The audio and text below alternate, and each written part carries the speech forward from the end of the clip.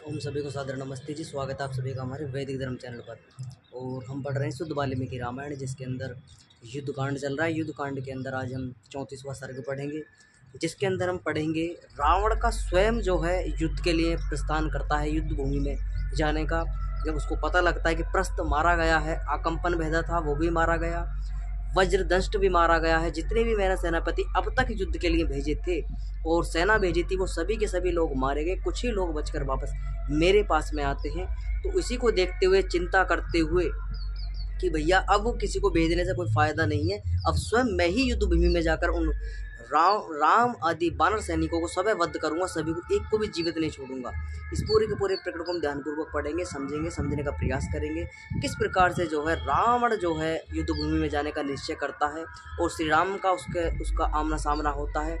लक्ष्मण का किस प्रकार से जो है रावण को मूर्छित किया जाता है, रावण के द्वारा जो है लक्ष्मण जी को मूर्छित किया जाता है, वो भी इसी प्रकरण के अंदर देखने को मिलेंगे।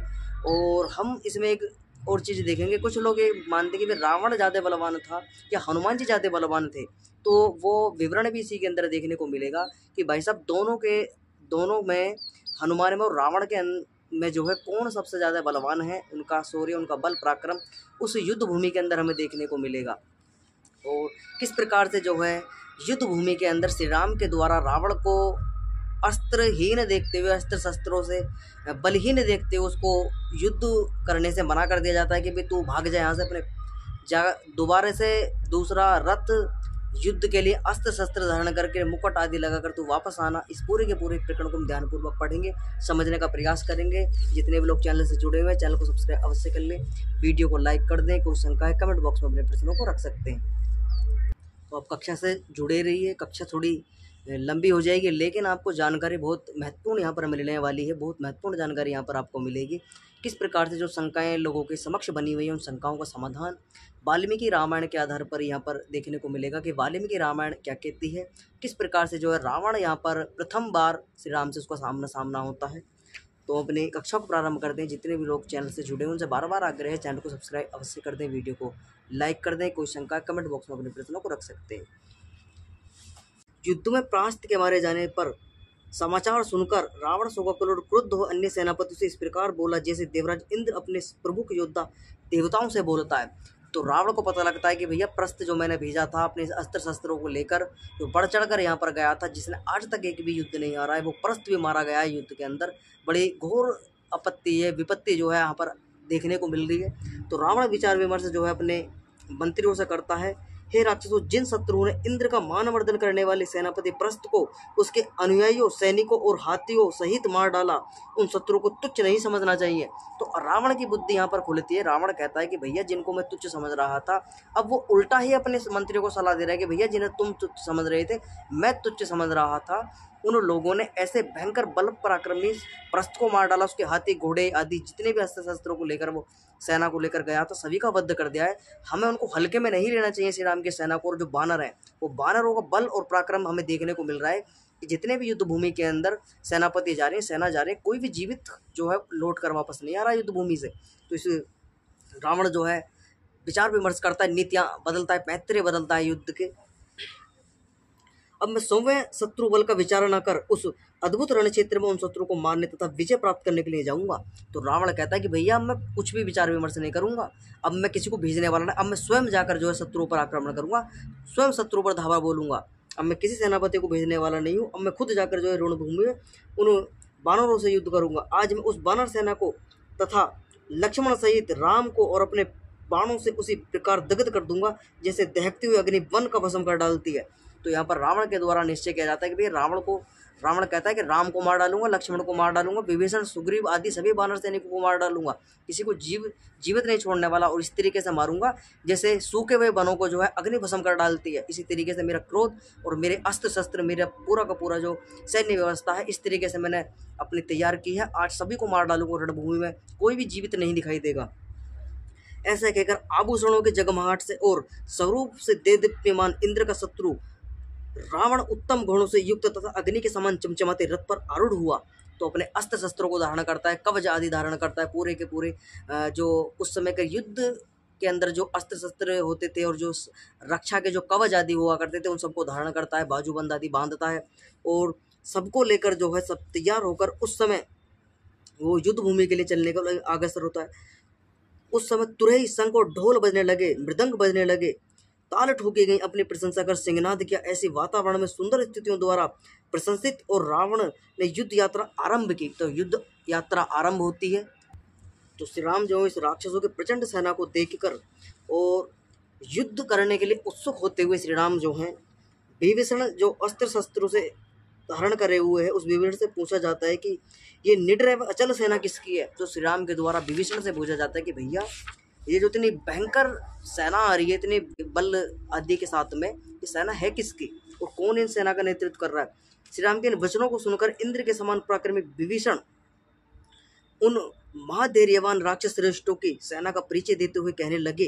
तो यहाँ पर जो रावण की सेना थी और रावण के जो सेनापति आदि थे उनका परिचय जो है विभीषण के द्वारा श्री राम को दिया जाता है। विभीषण कहते हैं, ये जो प्रातःकालीन सूर्य के समान लाल लाल नेत्रों वाला हाथी पर सवार होकर घंटा बजाता हुआ और बड़ा कर्कश शब्द करता हुआ चला आ रहा है, यह महाधैर्यवान महोदर नामक वीर राक्षस है। तो यहाँ पर बताया जाता है कि जो घंटा घड़ियाल बजाता हुआ जो है आगे आगे आ रहा है, ये महोदर नाम का राक्षस है। और आगे जो विविध प्रकार के स्वर्णभूषणों से भूषित संध्याकालीन मेघ अथवा पर्वत के समान ऊंचे घोड़ों पर सवार हो दीप्यमान प्रास को उठाए हुए चला आ रहा है, इस वज्र के समान वेगवान वीर का नाम पिशाच है। तो पिशाच नामक राक्षस है जो घोड़ों पर बैठ कर आ रहा है। आगे जो अपने हाथ में वज्र से भी अधिक वेगवान और विद्युत की भांति दीप्यमान पैना त्रिशूल लिए हुए पर्वत के समान ऊंचे वृषभ श्रेष्ठ पर चढ़ा हुआ आ रहा है, ये यशस्वी तिरसरा है। तो यहाँ पर रावण के द्वारा जो सेनापति नियुक्त किए गए थे, जो रावण के साथ साथ में आगे आगे चल रहे थे, उनको बताया जाता है कि ये तिरसरा है। और आगे ये जो मेघ के समान रूप वाला है, जिसकी छाती मसाल विशाल और सुंदर तथा जो सावधान होकर नागराज से चित ध्वजा लहराता हुआ और धनुष को टंकारता हुआ चला रहा है, ये कुंभ नामक राक्षस है। जो मुकुट धारण किए हुए तथा जिसका मुखमंडल चमचमाता हुए कुंडलों से अलंकृत है, जिसका शरीर हिमालय अथवा विंध्याचल की भांति भयंकर है, जो इंद्र तथा यम के दर्प का भी दलन करता है, जो सूर्य की भांति दीप्तिमान हो रहा है, यही राक्षसों का राजा रावण है। तो यहाँ पर विंध्याचल और हिमालय आदि से यह समझ लेना कि उतना भयानक शरीर था उसका, हिमालय जैसा ऊंचा था और विंध्याचल जैसा ऊंचा था। तो एक अलंकृत वर्णन जो है कवियों के द्वारा किया जाता है इस तरीके से। हाँ, रावण जो है शरीर में बलवान था, ताकतवर था, शरीर जो है अष्टपुष्ट था। उस समय पर जो त्रेता काल का समय या द्वापर का समय जो रहा है, उस समय पर जो भोजन आदि की व्यवस्था हुआ करती थी वो शुद्ध सात्विकता भोजन के अंदर हुआ करती थी, पौष्टिकता हुआ करती थी। आज भोजन उस तरीके का नहीं है जो शरीर को इतना उच्च पोषण दे सके, जो शरीर के अंदर बल, आयु, दीर्घजीवी और जो उसका आकार है शरीर का वो बलिष्ठ हो जाए। ऐसा अभी देखने को तो बहुत ना के बराबर ही जो ऑर्गेनिक खेती कर रहे हैं वो तो थोड़ा इस भोजन को ग्रहण करते हैं, लेकिन वास्तव में इस तरीके का भोजन आज पर्याप्त मात्रा में लोगों को नहीं मिल पा रहा है, जिससे उनके शरीर के अंदर नाना प्रकार के तत्वों की कमी, पोषक तत्वों की कमी, विटामिन, कैल्शियम आदि की तमाम तरह की कमियां जो है पुरुषों के अंदर, मानव के अंदर देखने को मिल रही हैं। तो उस समय पर जो है व्यवस्था जो थी खाने पीने की सही थी, तो लोग उस समय पर जो है अच्छे हुआ करते थे शरीर से भी और आकार में भी। सेना का परिचय प्राप्त कर श्री राम ने शत्रु संहारक विभीषण से कहा, वहां सचमुच राक्षस राज रावण अत्यंत कांतिमान और महान प्रतापी दिखाई दे रहा है कि इतना भयंकर शरीर बनाकर रखा हुआ है और कांति है इसके तेज दिखाई दे रहा है चेहरे पर। किरण समूह के साथ चमचमाने वाले सूर्य के भांति रावण को कोई देख भी नहीं सकता। तेज के कारण रावण का रूप भी स्पष्ट दिखाई नहीं पड़ता।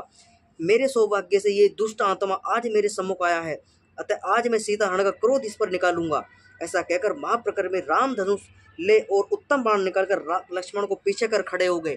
तो यहाँ पर राम के द्वारा युद्ध भूमि में मोर्चा संभाला जाता है, लक्ष्मण को पीछे किया जाता है कि भैया तुम पीछे आ जाओ, जिसके कारण आज इतना दुख हमें भोगना पड़ रहा है। हम तमाम तरह का जो है विलाप करते हुए वनों में भटके, इधर उधर भटके हम, और हमने इतनी मेहनत करके जो है इतना पुरुषार्थ करके से समुद्र आदि पर सेतु आदि बांधना, तमाम तरह का हमें विचार विमर्श करना, ये जितना हमारा बल और पराक्रम, जितना हमने अपनी बुद्धि का प्रयोग किया है और जितना हम परेशान हुए, आज सारा का सारा क्रोध आज निकाल दूंगा, रावण को आज जीवित नहीं छोड़ने वाला। इधर राम विभीषण से बात कर रहे थे तो उधर महाधैर्यवान रावण ने वानर सेना का विध्वंस आरंभ कर दिया। रावण को वानर सेना पर आक्रमण करते हुए देख कपिराज सुग्रीव रावण की ओर झपटे। तो कपिराज जब रावण आक्रमण कर देता है, कपिराज सुग्रीव जो है वो भी भाई साहब अपने युद्ध के लिए अग्रसर होकर जो रावण पर हमला बोल देते हैं। सुग्रीव को अपनी ओर झपटते हुए देख राक्षस राज रावण ने सर्प के आकार वाला काल के समान एक तीखे बाण को अपने धनुष के ऊपर रखकर क्रुद्ध सुग्रीव के ऊपर छोड़ दिया। उस बाण के आघात से कपिराज सुग्रीव विफल और अंतर्नाद करते हुए धड़ाम से पृथ्वी पर गिर पड़े। उनको धरती पर मूर्छित देख राक्षस सेना अधिक क्रोधित होकर गर्जना करने लगी। सुग्रीव को घायल कर रावण ने बाण वृष्टि से समस्त वानर सेना को ढक दिया। रावण के बाणों की चोट से घायल होकर बहुत से प्रसिद्ध वीर धराशायी हो गए और बहुत से रावण के बहते तथा बाणों की चोट के कारण दुख भरे स्वर से चिल्लाने लगे। तो इतना मारकाट जो है रावण युद्ध भूमि में आते ही मचाने लगता है, वानर सैनिकों को सबको त्रस्त कर देता है, मारकाट मचाता है। सुग्रीव को भी बेहोशी जो है मूर्छित कर देता है बाणों से। इस स्थिति को देखकर महातेजस्वी पवन पुत्र हनुमान रावण के चले हुए बाणों को हटा उसके ऊपर टूट पड़े। तो इसी को देखते हुए भैया सभी वानर सैनिकों को मार रहा है, सुग्रीव बेहोश कर दिया है। तो हनुमान जी जो है अटैक करते हैं रावण पर, जो उनके द्वारा आक्रमण किया जाता है। महामती हनुमान रावण के रथ पर चढ़ गए और दाहिना हाथ उठा उसे धमकाते हुए ये वचन बोले, देख 5 उंगलियों वाला ये मेरा दाहिना हाथ उठा है, ये तेरे शरीर में बहुत दिनों से रहने वाले प्राण को एक ही मुक्के में बाहर निकाल देंगे। तो यहाँ पर जो है अब वो वृत्तांत हमें समझने को मिलेगा कि हनुमान पराक्रमी है या रावण पराक्रमी है। तो यहाँ दोनों का पराक्रम हमें देखने को मिलेगा, कौन पराक्रमी है, किस प्रकार से दोनों का पराक्रम यहाँ महर्षि वाल्मीकि के द्वारा बताया गया कि भयंकर पराक्रमी रावण हनुमान के वचनों को सुनकर क्रोध के मारे लाल नेत्र कर उनसे बोला, हे वानर, तुम निशंक होकर मुझ पर वार करो जिससे मैं तुम्हें चिर स्थायी कीर्ति प्राप्त हो। पीछे मैं भी तेरा पराक्रम तुझे जान से मार डालूंगा। तो रावण कहता है कि भैया तू डरा मत मुझे, जितना मैं तेरे में दम है मेरे पे घूंसे बजा, लात बजा, जो तुझे बजाना है बजा, लेकिन तेरे बाद में जब तू रुकेगा तभी मैं तुझे मार डालूंगा, तुझे जीवित छोड़ने वाला नहीं हूँ। यहाँ पर जो है हनुमान जी के द्वारा मुक्का जो है उसमें रावण में लगाया जाता है। मुक्का खाकर जो है रावण जो है भाई साहब रथ से नीचे गिर जाता है, मूर्छा छा जाती है, रावण को इधर उधर चक्कर खाकर गिरने लगता है। और कुछ सचेत होकर रावण जब होश में आता है, रावण को सचेत होते रावण भाई साहब हनुमान पर प्रहार करता है।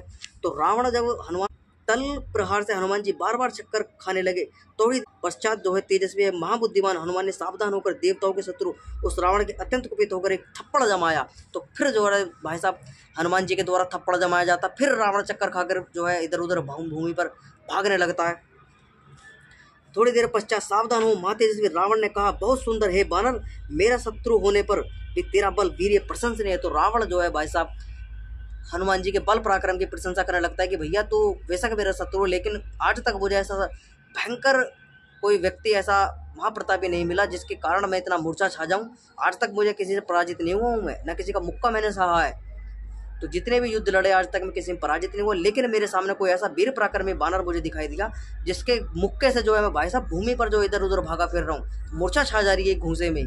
तो यहाँ पर हमें देखने को मिला कि किस प्रकार से बल और पराक्रम जो है ना तो हनुमान में कम है ना रावण में कम है, दोनों का बल पराक्रम यहाँ पर देखने को मिल रहा है। तो यहाँ पर हमें देखने को मिला रावण पर जो है हनुमान ही यहाँ पर है भी पड़ रहे हैं। तो जब रावण हनुमान जी की प्रशंसा करता है तो हनुमान जी कहते हैं कि देख भैया, रावण के ऐसे कहने पर पवन पुत्र हनुमान बोले, अरे रावण, मेरे बल वीर्य को धिक्कार है जो तू मेरा थप्पड़ और घूंसा खाकर अभी तक जीवित खड़ा हुआ है। तो रावण से हनुमान जी कहते हैं कि भैया मुझे धिक्कार है अपने बल पराक्रम पर कि तू बच कैसे गया, इतना घूंसा झेलने के बाद भी, इतने थप्पड़ बजने के बाद भी तू जीवित कैसे खड़ा है। अरे प्रहार के तंत्र में को ना जानने वाले दुर्बुद्धि, तो क्यों वृथा मेरी प्रशंसा करता है। अब एक बार तू पुनः मेरे ऊपर चोट कर, फिर मेरा ये घूंसा तुझे यमराज के पास भेज देगा। तो यहाँ पर हनुमान जी फिर कहते हैं कि भैया तू मुझ पर फिर प्रहार कर, अब के तुझे यमराज के द्वारा भेज दूंगा, अब के तू जीवित बचने वाला नहीं है। तो रावण को यहाँ पर धमकाया जाता है हनुमान जी के द्वारा। हनुमान के इन जले कटे वचनों को सुनकर रावण का क्रोध भड़का और उसने लाल लाल नेत्र कर दाहिने हाथ का घूंसा हनुमान की छाती में दे मारा। हनुमान जी की विशाल छाती में घूंसा की चोट लगने से वे बार बार मूर्छा छाने लगी। तो हनुमान जी पर फिर प्रहार किया जाता है, भाई साहब फिर मूर्छा छाने लगती है और फिर हनुमान जी होश में आते हैं, फिर घूंसा बजता है, फिर भाई साहब बजाया जाता है रावण पर। फिर रावण जो है भूमि पर फिर मूर्छा छाकर रावण फिर भाई साहब मूर्छित होता है, फिर होश में आता है। तब इसी को देखते हुए महाबली हनुमान को मूर्छित होते देखकर रावण ने मेघ के समान गड़गड़ाते हुए रथ को हकवाया, लक्ष्मण के ऊपर आक्रमण किया।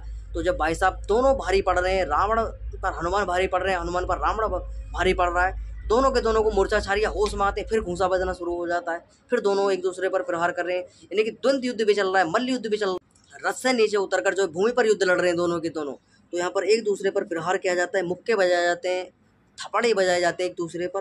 तो रावण को अपने ऊपर झपटते हुए और अपना विशाल धनुष टंकारते हुए प्रबल प्रतापी लक्ष्मण ने उससे कहा, हे राक्षसेंद्र, मेरे पास और मुझे लड़ो, क्योंकि तुम इन बानरों से लड़ने योग्य नहीं हो। तो वहाँ से उसका ध्यान हटाया जाता है जब देखा जाता है कि हनुमान जी भाई साहब मूर्छित अवस्था हो रही है और रावण अब यहाँ पर बल जो है रावण का अधिक दिखाई दे रहा है। तो जो लक्ष्मण जी हैं उसको उसका ध्यान वहाँ से हटाते हैं और उससे कहते हैं कि भाई तेरे बल पराक्रम के योग्य बानर नहीं है, तू हमसे आकर युद्ध लड़, हम तेरे योग्य हैं, हम तेरे बराबर के हैं, तो हमसे युद्ध लड़। तो वहाँ से रावण जो है अपना रथ मुड़वा कर जो है अपने इधर लक्ष्मण की ओर आता है। रावण को अपने ऊपर झपटते हुए विशाल धनुष टंकारते हुए प्रबल प्रतापी लक्ष्मण ने उससे कहा, राक्षस मेरे पास और मुझसे लड़ो, क्योंकि तुम बानरों से लड़ने योग्य नहीं हो। लक्ष्मण की बातों को घोष परिपूर्ण उनकी प्रतिज्ञा की टंकार का भयंकर शब्द सुनकर रावण पास खड़े हुए लक्ष्मण क्रोध युक्त ये वचन बोला, हे लक्ष्मण, मरने के समय विपरीत बुद्धि हो जाने के कारण ही तुम सौभाग्यवश मेरे सामने आए हो। तो यहाँ पर धमका रहा है रावण लक्ष्मण जी को कि भाई तुम अपनी मृत्यु खुद अपने पास में बुला रहे हो, तुम्हारी बुद्धि जो है विपरीत दिशा में चली गई है, इसलिए तुम मौत को पुकार रहे हो। अरे अब तुम इसी क्षण मेरी सर्वदृष्टि के आघात से यमलोक पहुंचोगे। रावण के इन वचनों को सुनकर और उनके बल पराक्रम की कुछ भी परवाह न कर लक्ष्मण जी बोले, राक्षसंद, मैंने तेरे बल और पराक्रम को जानता हूँ, आ और मेरे साथ युद्ध कर, व्यर्थ की बक झक मत कर यहाँ पर। तो यहाँ पर लक्ष्मण जी कहते हैं, व्यर्थ की बातें मत बता, अपना बल पराक्रम मैं ये कर देता हूँ, मैं वो कर देता हूँ, ये मत बता, अपना तेरा बल पराक्रम आकर युद्ध भूमि में मुझे दिखा, कितना बल पराक्रमी है तू। लक्ष्मण जी की इस फटकार को सुनकर राक्षस राज रावण ने कुपित हो 7 सुंदर पंख लगे हुए बाण लक्ष्मण जी के ऊपर छोड़े। लक्ष्मण जी ने भी स्वर्ण भूषित पंख लगे हुए अत्यंत पैनी धारण वाले उन 7 बाणों को काट डाला। तो 7 बाण जो है रावण के द्वारा छोड़े जाते हैं, 7 ही बाण लक्ष्मण जी के द्वारा छोड़े जाते हैं, उनको काटा जाता है, अपनी रक्षा की जाती है।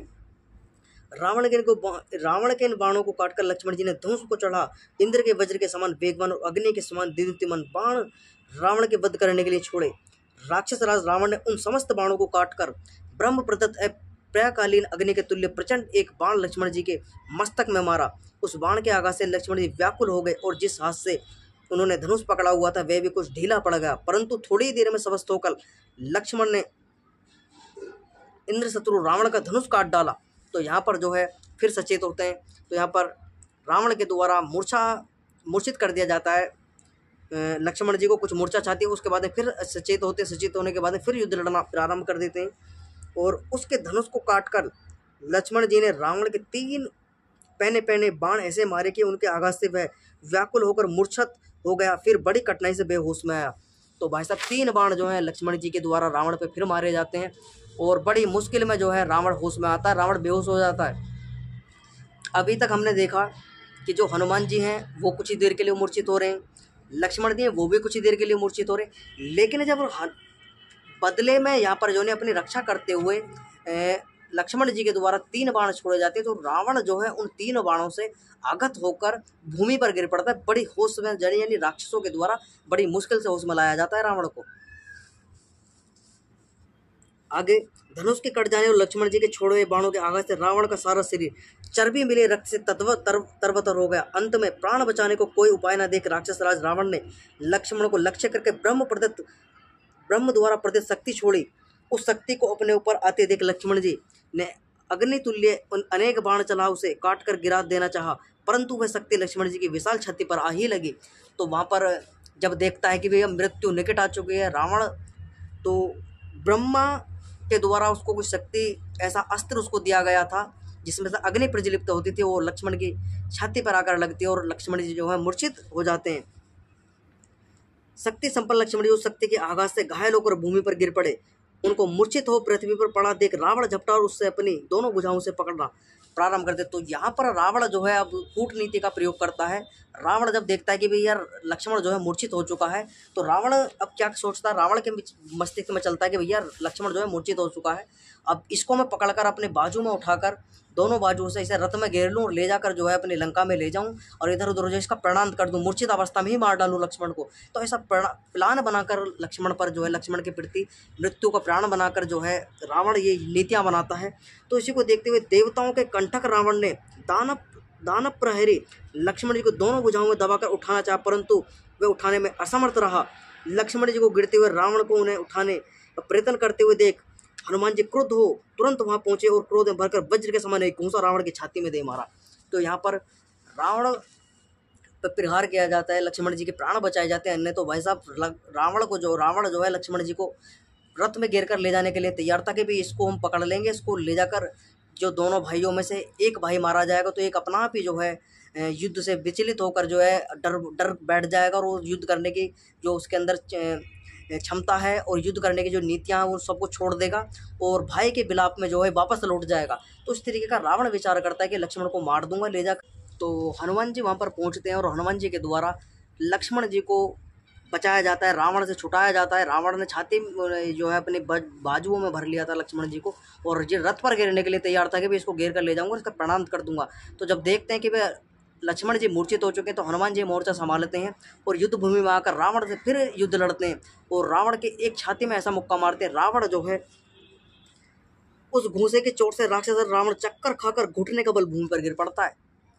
तो इतना भयंकर प्रहार जो है हनुमान जी के द्वारा रावण पर किया जाता है कि एक मुक्का जो है, क्योंकि पीछे भी हमने देखा था कि लक्ष्मण जी की शक्ति से जो है मूर्छित हो गया और बड़ी मुश्किल से राक्षसों के द्वारा उसको पानी वानी डालकर जो भी वहाँ पर व्यवस्था होगी उसके द्वारा रावण को सचेत किया गया, उसको होश में लाया गया।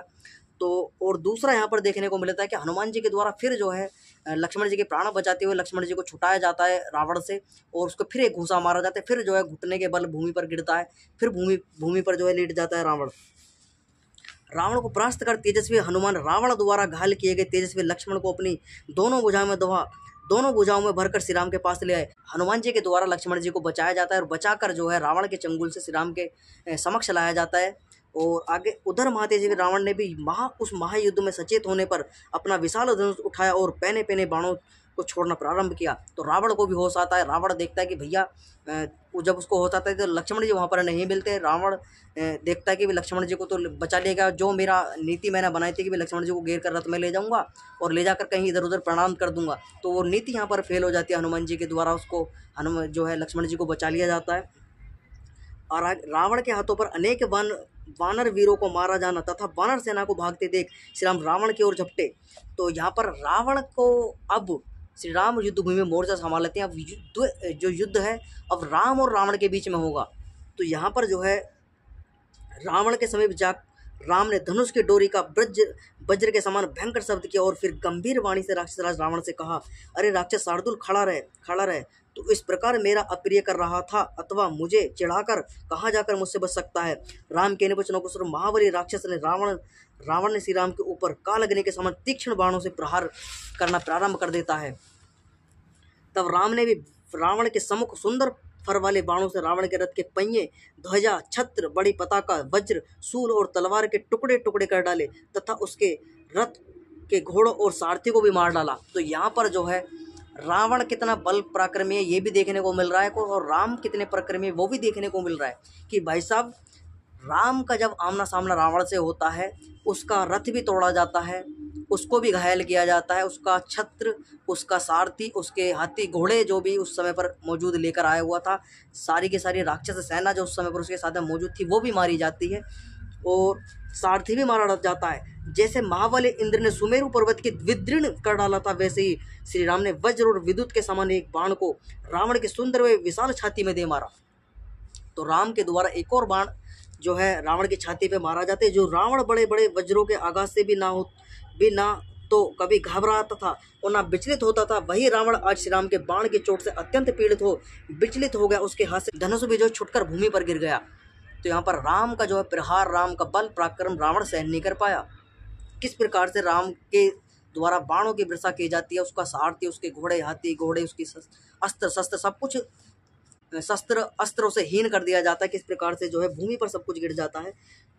जब श्री राम ने राक्षस रावण को मूर्छित देखा और भाई साहब इतना मार बजाई जाती है रावण पर कि मूर्छा छा जाती है। मूर्छित होते हुए देख जब रावण को श्री राम देखते कि मूर्छा हो चुका है, यानी मूर्छित अवस्था में जाता है रावण, मूर्छा छा रही है इसे, तब श्री राम के द्वारा एक चमचमाता हुआ अर्धचंद्राकार बाण छोड़कर रावण के सूर्य के सामने दीप्तिमान मुकुट को भी काट कर भूमि पर गिरा दिया जाता है। तो एक और बाण जो है श्री राम के द्वारा छोड़ा जाता है और उसका मुकुट लगा कर वो आया हुआ था उस मुकुट को भी काट कर जो है भूमि पर गिरा दिया जाता है श्री राम के द्वारा। उस समय रावण की अवस्था ठीक वैसे ही थी जैसे विषहीन सर्प की अवस्था शांत हुई किरणों से युक्त प्रकाश रहित सूर्य की होती है। वह कांतिहीन हो गया, उसके समस्त किरट कट गए। ऐसे रावण से समर भूमि में श्री राम ने कहा, हे राक्षसेंद्र, तूने मेरे प्रधान वीरों पर आक्रमण कर बड़ा भयंकर कार्य किया है। तुम युद्ध करते हुए थक गए हो, ऐसा समझकर मैं तुम्हें अपने बाणों से जान से नहीं मारता। ऐसे ए निशाचर, अब तू चला जा, क्योंकि मैं जानता हूँ कि युद्ध करते करते तू थक गया है। अब तू लंका में जाकर अपनी थकावट दूर कर और कल दूसरे रथ पर बैठकर तथा दूसरा धनुष लेकर आना और फिर मेरा बल देखना। तो यहाँ पर जो है श्री राम के द्वारा रावण से कहा जाता है कि भैया, तेरा सब कुछ तो मैंने नष्ट कर दिया, तेरी सेना, तेरा बल, तेरा शौर्य, तेरा पराक्रम, तेरे अस्त्र शस्त्र सो हीन कर दिया है। तो तेरे पास में कुछ नहीं है, निहत्ता है तू। तुझे चाहूँ तो मैं तुझे अब मार सकता हूँ, प्राणांत कर सकता हूँ, तुझे जीवित नहीं भेज सकता। लेकिन युद्ध के जो नियम हैं वो ये कहते हैं कि शत्रु अगर अस्त्रहीन है, शस्त्रहीन है, तो उस पर प्रहार नहीं करना चाहिए। यानी कि शत्रु को पूरा मौका देना चाहिए, उसको भी शस्त्र देने चाहिए, उसको अस्त्र देने चाहिए। तो जब तू, अब मैं तुझे मौका देता हूँ कि तू कल पुनः युद्ध भूमि में आना और रथ लेकर आना, चमचमाते बाण लेकर आना, तीर धनुष लेकर आना, जो तुझे लेकर आना है, अस्त्र शस्त्र वो सब लेकर आना। जब जाकर तुम उससे युद्ध लड़ना। अभी तू निहत्ता है। अभी सब यही कहेंगे भाई, एक निहत्ते व्यक्ति को जो श्री राम ने मार डाला। अभी तू युद्ध भूमि में जो है थका हुआ लग रहा है मुझे, तेने युद्ध लड़ते लड़ते तुझे बहुत समय हो चुका है और तू थक चुका है। अब तू जा, अपनी थकान दूर कर और कल पुनः सूर्योदय होने पर ही तू मेरे पास में युद्ध करने के लिए आना। जिसका दर्प हर्ष नष्ट हो चुका था, जिसका धनुष टूट गया था, जिसके रथ के घोड़े और सारथी मार डाले गए थे, जो बाणों से घायल था, जिसका मुकुट भी काट दिया गया था, ऐसा रावण राम द्वारा फटकारा जाकर तुरंत लंका में चला गया। तो यहाँ से रावण जो है भाई साहब, राम के द्वारा जब फटकाया जाता है, उसको धमकाया जाता है, तो रावण जो है डर के मारे भाई साहब पुनः अपने जो बची कुची सेना थी उसको लेकर लंका में चला जाता है। तो ये पूरा का पूरा वृत्तांत, पूरा प्रकरण हमने ध्यानपूर्वक पढ़ा, सुना, किस प्रकार से श्री राम का बल और पराक्रम भी हमें देखने को मिला कि कैसे श्री राम चाहते तो रावण को मार सकते थे, लेकिन उनके द्वारा उसको छोड़ दिया जाता। तो पूरा वृत्तांत हमने पढ़ा, सुना, किस प्रकार से श्री राम का बल पराक्रम भी देखने को मिला, लक्ष्मण जी का बल पराक्रम देखा हमने, हनुमान जी का बल पराक्रम देखा। तो ये पूरा का पूरा वृत्तांत हमने ध्यानपूर्वक पढ़ा, सुना। आज की कक्षा को विराम करेंगे। सभी को सादर नमस्ते जी।